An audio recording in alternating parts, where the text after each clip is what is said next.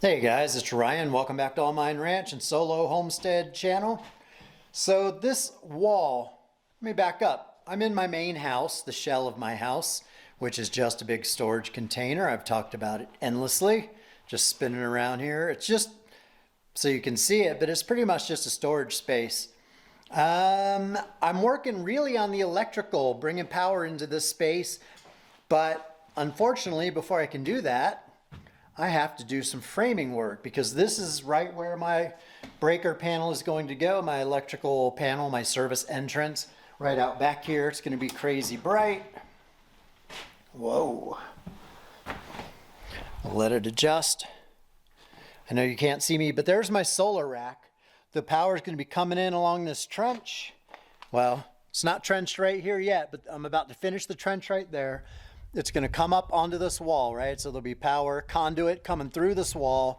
And then on the back side of this wall it's framed in with 2x4s, and it's just not thick enough. So before I can go any further, before I mount these electrical boxes, which are just waiting down here for me to get to them, I've got to take I got to make this wall thicker, basically. So here is the 2x6 that I've just clamped in place.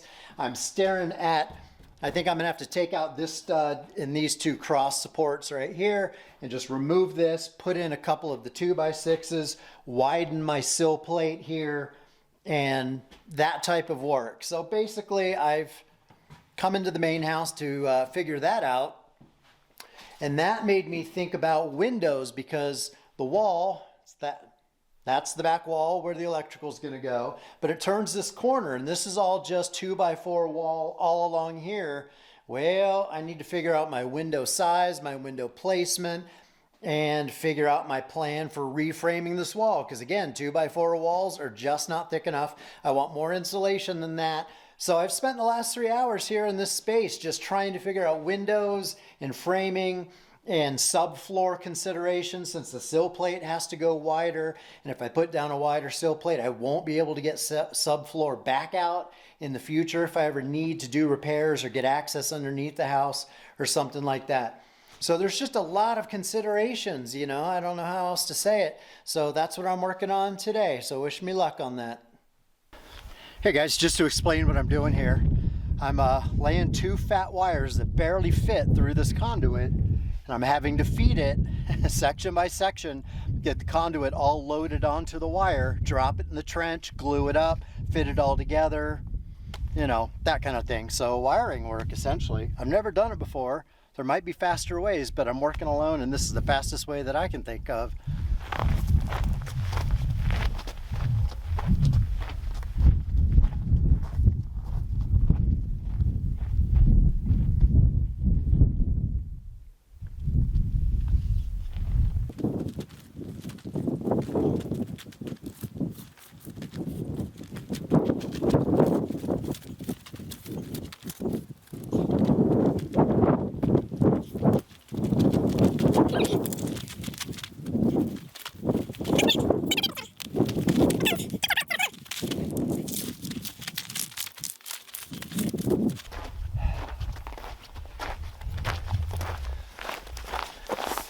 Boy, this is killing my back, but it's working.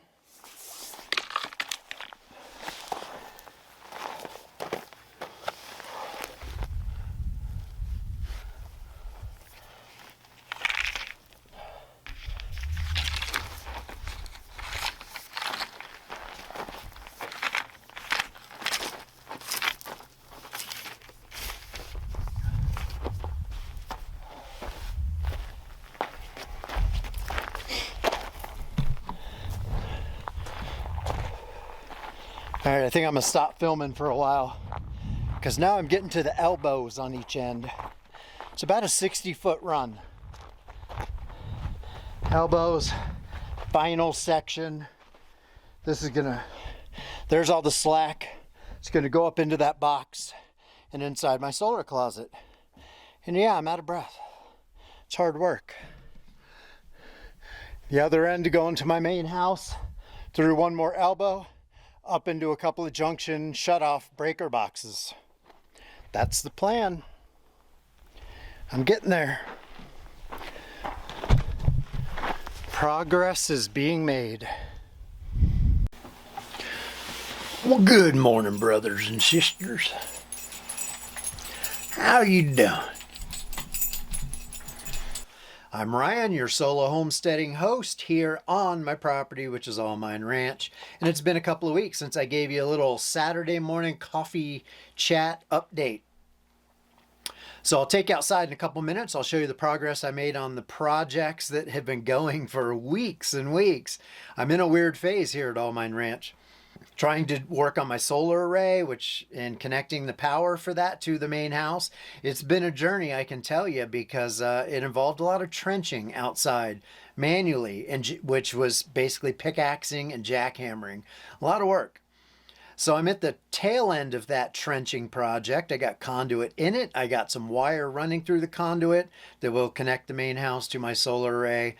But it's slow going. Now I'm filling in the trench, but I don't have enough loose dirt. I'm trying not to put the rock that came out of the trench back into the trench. I'm trying to use more dirt. So I'm gonna have to go scour around on my property for some loose, fluffy dirt, and do basically a lot of gorilla carts full of rock and dirt and moving stuff around like that. So that's sort of the phase that I'm at. And then I can theoretically punch down, like actually connect wire to my breaker boxes. Anyway, I'll take you outside and I'll show you all that. But because it's been a few weeks since I gave you just a general life update, I just wanted to sort of fill you in. Actually, it's not Saturday morning, it's Friday morning. I'm taking a 3-day weekend. And for all of December, I had enough PTO on the books with my employer that I could take all Fridays off in December. And because next week is Christmas already, holy crap. I'm also taking a couple of Thursdays off too. I'll have some 4 and even I think a 5-day weekend on Christmas week next week. So that's awesome. But I got to make progress. However, it's getting cold and windy. It's winter. We haven't had a first snow yet, but we've definitely had a couple of nights where it got down to freezing. And even on the nights where it doesn't get down to freezing, my bird bath outside, which I keep full of water, ices over at night. And I thought, how is that even possible? If it only drops to 40 at night, how do I wake up to ice in the bird bath? I had to Google it, or chat GPT it now. I do a lot more chat GPTing than I do Googling. And I found out that, yeah, around 40 degrees because of evaporation and transpiration and phenomena where, warm air rises up into the colder sky at a fast enough rate, it can create localized over water pockets of cold air, even though the surrounding air is not freezing. So that's how we're getting ice. Anyway, that is taking place. But that means getting up in the morning and it's cold and oftentimes it's windy because this is the high desert, and getting work done in those conditions can be a challenge. And as I've shared with you guys over the last few videos, I've been struggling with frustration and anger management, which is such a cliche, but I find myself on the verge of anger frequently. In fact, last weekend I had to change the oil in my truck, and that resulted in an incident where some equipment is going to have to be replaced. I'll just leave it at that because I got frustrated and some equipment lost its life. But no animals or people, so that's a good thing. So I try to work on the things that I want to work on, the things I'm in the mood to do. And in most weekend mornings, so like I said, I have a 3-day weekend this weekend, I try to just, warm up. But like I woke up and I did dishes, and then I gave myself a haircut because that was getting out of control. And then I got a new little, this little Ryobi shop dust buster, right? I'll share with you one of the things about living in the desert, if you've ever given that some thought, is you better be ready for some dust. Even if it's not dusty outside, dust just is created and settles at about 8 to 10 times the rate of a normal house. So if you literally don't dust head to toe your whole house every week, it's gonna have a layer of dust on it. It's just, I can tolerate it to a certain point, but when it gets on my electronics, like on my laptop screens and my monitors and my glasses and my cups and silverware and all that, it's pretty bad. So I bought that Ryobi vac. That's working good. So I did some vacuuming in here this morning. That's my point. I have about a month's worth of laundry to do, but it's not so fun to do laundry when it's cold. And right now it's about 52 degrees, which isn't too bad. It's going to be clear and sunny. In about an hour or two, it'll get up to 60. And that is actually perfect working weather outside. So I'm just trying to get some breakfast, have some coffee, get my energy up, get my physically warmed up. And then at some point, I'm going to go outside and start moving dirt and rock. And not only do I have the trenching project for my solar array, I've decided to bury a gray water line that for this tiny house that I'm in now. I've been looking at a gray water line that's been laying on the ground, sloping towards a little creek. So my sink water and, shower water goes out to that, which is no problem. That's totally legal. But I'm tired of like stepping over that pipe. And sometimes the cows hit it, sometimes Stanley hits it, and it comes apart. And it's just been 2 years and I'm sort of tired of looking at it. So I've trenched out 80% of the way to get that thing buried, but I've got that last 20% to do. But trench work is backbreaking, like literally an hour of that with a pickaxe and the jackhammer, getting through the caliche layer, it wrecks my back. And so I don't want to do stuff like that first thing in the morning or first thing of the day because it'll ruin me for the rest of the day. Couple of notable events is Stanley got skunked a couple of days ago. He came in, well, he ran off in a funny direction when I told him to go potty. And he came back and I caught a whiff of something and it was still dark out. It was like 5:30 in the morning, cold too, still dark out. And I caught a whiff of something that smelled like a cross between burning plastic and strong raw onions. And sometimes my neighbors do burn trash and rubbish that smells plasticky, or sometimes they do it down in Mexico and the wind sort of brings it over. And it was dark. And I'm like, ooh, is that a fire in the distance burning plastic? No, it turns out Stanley got sprayed by a skunk. And the reason I figured it out is because he was drooling everywhere. Like we came back in the house and I noticed puddles of drool all over my laminate floor and then on the blanket that is sitting across his bed, like he's got his own little couch, just drool everywhere. And I'm like, why are you drooling? Like there was no food out or anything that would normally cause him to salivate. And I started Googling it and the smell was really bad. And I'm like, he's got into something. And it took me a little while to figure out that he got skunked and he was acting a little strange. Then I was tempted to take him to the vet, but I decided to observe him for a while instead. And it took about a day before he's back to normal, like grooming himself fully and full energy. But he laid mellow that day that he got skunked. And I don't think he got a direct hit or he ran through it or something. Because while he stinks, it's not like off the charts bad. And maybe I'm getting used to it now. But yeah, I've tried wiping him down, doing a hobo bath with a washcloth several times. I doused him in some baking soda. And I did my research online that says, you got to use hydrogen peroxide and baking soda and Dawn dish soap and, mix it in a bucket and take him outside and bathe him. But that's no small feat here because, again, it's cold. It tends to be windy. I got to do it out on my deck. He shakes it off constantly, so I will be getting covered in skunk water if I do it. And doing that in the cold, I just knew I didn't have the patience to do it. So I haven't given him like a real bath yet. But it's starting to wear off a little bit since it's been 2.5, 3 days. And I'm starting to get used to it. I'm not letting him on my bed. He's staying downstairs pretty much. But yeah, so that's interesting. First time he ever got skunked. And I knew they were around. I mentioned it in a previous video. And I didn't see it happen or see the skunk. But yeah, so that took place.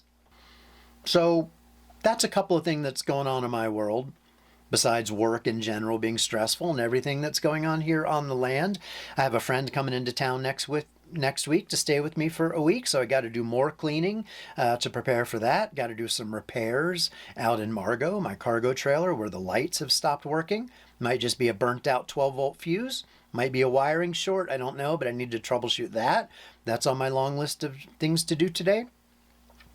And just general cleanup, general maintenance, and, all the stuff that goes on with being a solo homesteader. So I'll stop there. I'll shut up. I'll finish the rest of my coffee. And when I go outside to start working on projects, I'll bring you with me and sort of show you what I'd been working on the last couple of weeks. One other thing I'd like to share with you, maybe just as a note of personal encouragement, is because it's end of year, is encourage you to set some goals and review your year and figure out if you made progress or how much progress you made towards your goals. And that's a bit of a ritual I go through every year. There's two aspects to it. One is I do set, goals in most areas of my life: health, fitness, relationships, money, career, that kind of a thing. And I establish, what I think are reachable goals and maybe a couple of stretch goals. I did lose a lot of weight, by the way, this year. I've talked about that, like 30-something pounds. Although I still have a belly, you can see how thin, and as my neighbor keeps telling me, I look old because my face is so thin. So I met that goal. And I met some of my savings and financial goals, not all of them, but I do establish them, and I do sort of track them every month and kind of see if I'm on track. And then end of year, I, sort of review it, and I celebrate the goals that I accomplished, and I make adjustments where I didn't meet my goals. But I also attempt to, with varying degrees of success, establish, instead of setting like New Year's resolutions every January, I've ditched that, and I really try to establish a theme word for the year, usually an emotion or a feeling like freedom or fun or relaxed or effective or, whatever it is. I figure out what's kind of lacking for me emotionally, like what's the missing element in my life that is that would improve my life if I did more of it.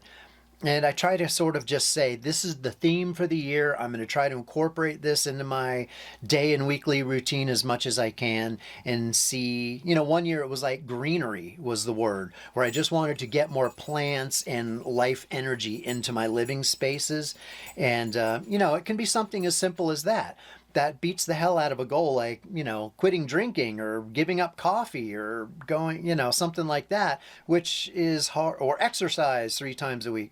Those are somewhat difficult goals to accomplish and maintain. But if you instead, in that example, go for the feeling of like just feeling healthy or limber or flexible or energetic, and do anything you can to feel more energetic, that may or may not involve exercise. So I like stepping back from the specifics of the New Year's resolutions, just to establish a theme word for the year. So I would encourage you to do something similar. And on the goal front, I do document my goals, in Excel spreadsheet, but you can do them on paper or anything. But I have my goals going back to 2016, and I just create a new tab on a new worksheet in Excel for each year. And so now I'm going to be able to, by doing it in Excel, I can go back and at a glance see all my goals for like the last 7-8 years and see that progression, and that's a big deal because it's easy to feel like you're never getting towards your goals. But I've had a hell of a lot of change in the last 7 years. I went from Idaho to Dallas to buying this land out here in Arizona, and major career shift for me, and that's worked out generally pretty well. And overall financially, I'm working towards these goals of debt-free and financially independent and having paid off land. And it doesn't happen overnight, but if you look at it over a 5-year span or a 7-year span, you're like, yeah, I'm in a significantly different place than I was back then. Hopefully you are. So I would just encourage you to track your goals, set a theme word for the year, or whatever works for you. But it is that time of year where I'm starting to look at my goals and establish them for 2024. And I would encourage you to do the same. Okay, just wanted to show you what I had been working on. This is the back wall of my main house, and I now have 2 junction boxes, which are basically disconnect breakers. That are fed by that single piece of conduit. There's an elbow right there, 90-degree elbow. It runs across the trench up over here to what will be my solar array and my solar closet. And as usual, I apologize for lighting issues and any wind noise. So the trench, oh geez, I just about ate shit in the trench. You can see there's some sections that are less filled in. In here, I've backfilled some, but essentially the trench comes along here through another elbow up into this little box and then goes into the solar closet. 2 conductors, a neutral, which is technically 3 conductors, and a ground. And there's 2 of them in this 1.25 inch conduit. So essentially I'm going to have 2 independent solar systems. One is going to power the majority of the outlets in the house and the main air conditioner. And then the other line connected to a whole different inverter is going to deal with the 2 other air conditioners. So I'm going to have essentially 3 independent air conditioner systems, each operating a different zone of the house. And the well pump that will be somewhere back in here. Since these are my water tanks, I need to have a well pump and a whole water filtration system going right in here, which is sort of the next major phase of things I need to figure out. And I've got to run power to whatever is out here. But that well pump will also be on the circuit that the main house is on.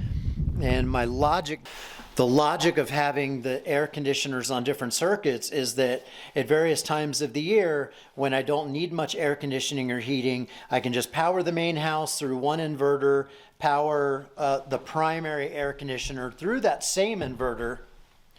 And then when I don't need the other 2 air conditioners, and power the well pump also. So the well pump, the main air conditioner, and the main house will all be on one circuit and one inverter, which sounds like a lot, but it's a 6,000 watt inverter. Hopefully that's enough. I don't actually use all that much power, not amperage and wattage.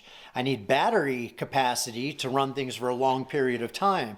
But at any given moment, it's not like I'm running ovens and air conditioners and, just heavy appliances, washers and dryers all simultaneously. So at any point in time, I don't need all that much power.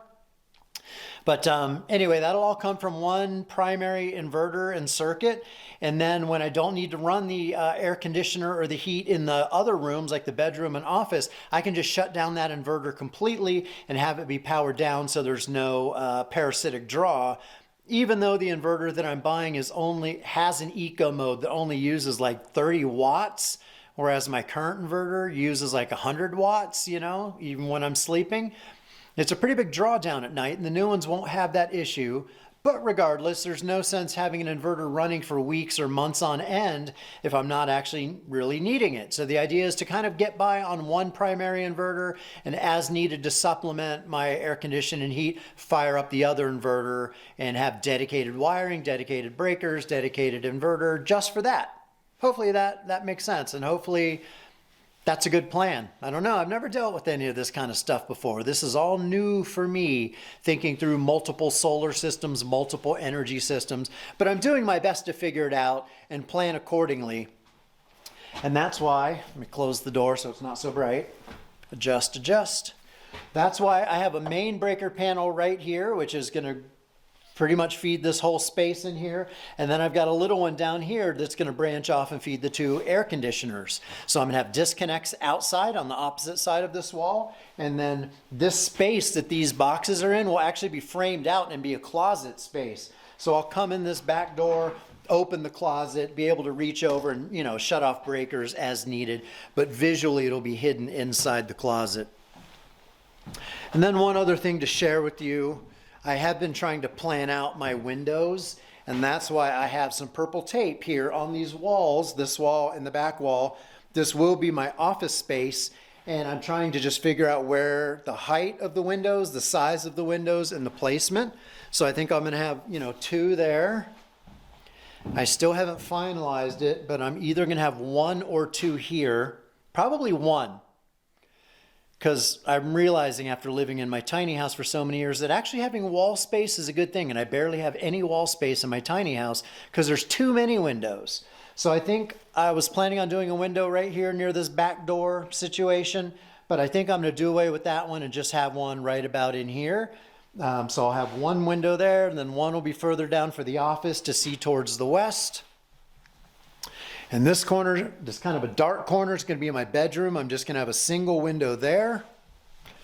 And then over here, this will be a kitchen window. I'm going to have a pretty good sized window there and a second one sort of towards that far corner. So between the glass doors, all those windows up here, and 1, 2, 3, 4, 5 windows, I think that's going to be enough. I don't want to go crazy, and by limiting the number of windows, it'll not only save me money, but it'll create wall space so I can hang art and things like that, which is an important thing. So there's a lot I'm just working through mentally kind of on this main structure and doing a lot of planning. And so soon enough, I'll be buying a well pump and a water filtration situation, all that gear, either pouring a pad or just using paving stones outside and actually creating a little well house, sort of pump house type thing. That is going to be, dedicated to this main structure. I'm going to leave the current water filtration system for the tiny house alone and let it be dedicated for the tiny house or any other structure I may eventually have out there. But I'm going to have a brand new water filtration system, a larger size pump, a larger reservoir, tank, etc., connected to my 5,200 gallons on the opposite side of this wall. And yeah, I'm thinking through all that kind of stuff. Okay, now I'm in my solar closet, what will be the inverter room. A bird got in here and shit on my walls. Look at this. Whoops. See this purple crap right here on the wall? It's bird shit. It's a little bit down here on the floor too. So I had a hole right there where the wires come in that was just an open hole. So a bird got in here, got freaked out, started spinning circles probably, and shit purple crap everywhere in the process. So I'll have to sand that off and clean it up a little bit. But I need to put a junction box on here because these two wires, which are just kind of snaked along the floor now. See, this is the end of my wire situation. I know that's not in focus. But those two wires, one's going to go to the left and one's going to go to the right. And I'm going to have an inverter up here on this wall and an inverter on the opposite wall here. Each connected to one wire, and as I just stated, that's going to feed two completely independent panels out there, one for the main house and one for the accessory air conditioner systems, and maybe some other random circuits that I don't intend to use too often. And yeah, so this is just an empty room. I've got to run some conduit in here, to properly route these wires, but I don't want to do that till I actually have the inverters. I've ordered one, but it's on back order, and the company, Signature Solar, I'm not happy with. They have communicated poorly. I have no idea when I'm getting that inverter. And I also ordered a server rack battery that they said they were going to ship separately. I've gotten no notifications about that shipping information, and they're not responding to my emails. So I don't know what's going on with my inverters and batteries, but I'm trying to be patient till after the holiday rush. If I don't have them by like the first week of January or second week of January, then I will, dispute everything with the credit card company. But I'm not recommending Signature Solar. They're a big seller out there and they have good intentions, but they're understaffed, overwhelmed. They're just not keeping up with the business, essentially. So I can't recommend them. But anyway, so I'm waiting. And once I get that gear, then I know exactly where on the wall the inverters are going to be placed. Then I will run the conduit and wire them up. And then I will put all 8 solar panels, which are essentially over my head here outside, sheltering this building. I will put those and wire them and bring the, the PV connections into the space and connect it all up and actually start generating some power. But until I have that gear, I can only do so much. So all I can do at this stage with this whole situation is fill in the trench appropriately and, connect wires on the main house so that it's ready to go when I get that gear. But I can't make too much progress without my equipment, so kind of stuck. That's all right. I've got plenty of other projects to work on, that is for sure. All right, guys, I got my trench mostly filled in. Took about an hour of work of moving rock, raking dirt, separating rocks from dirt. But as you can see, I got this mostly filled in. I put my cinder blocks back up where I had pulled them out, and I got it mostly filled in all the way going back to the house. Don't know if you can see that, but yeah, that was some hard work. But it's cold out here, cool with a nice breeze, keeping me reasonable. And I figured since I'm all warmed up now, it's about 12 noon, I'm gonna keep going and try to finish up my trenching of my gray water line coming off my tiny house. So here's my tiny house, here's my deck, here's the existing trench that I already worked on a couple weeks ago.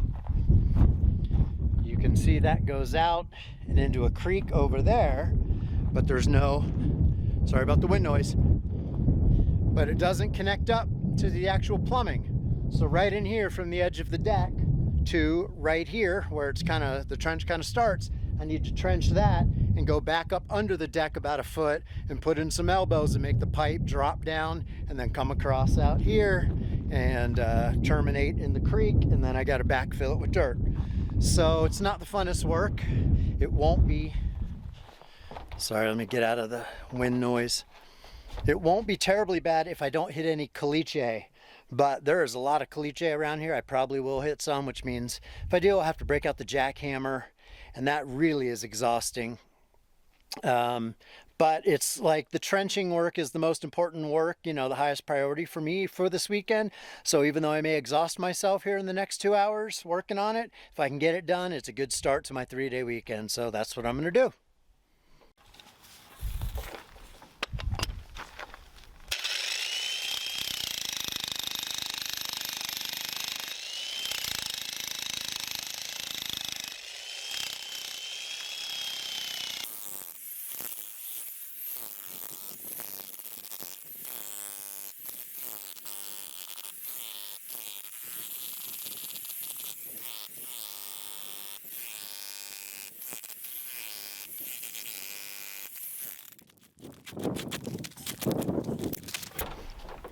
All right guys, time for lunch break, but before I do that, I pretty much got my trench like deep enough and draining well enough. It goes right here under my deck, and the water is disconnected about 8 feet back, or I should say the drain line is disconnected about 8 feet back, so I can't really run water right now.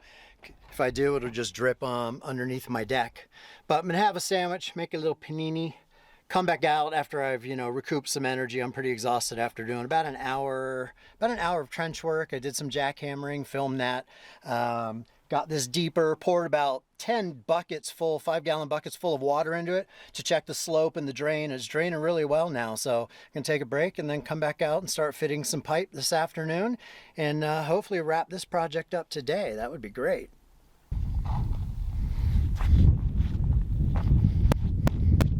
Hey guys, welcome back. It's the next day. I've been working hard for a couple hours on a whole bunch of random tasks, but I just did the PVC cement glue thing and joined a few sections of this gray line. I'm basically wrapping up this project, so I got it connected underneath my deck with just a couple of 90-degree elbows. It's got a slight slope and comes down to a little creek.